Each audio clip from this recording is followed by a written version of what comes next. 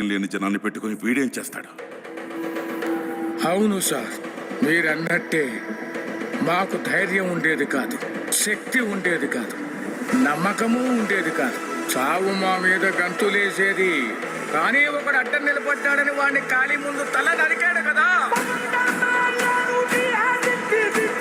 ఆ రోజు చాలా సంవత్సరాల తర్వాత చావు మీద మేము గంతులేసాం.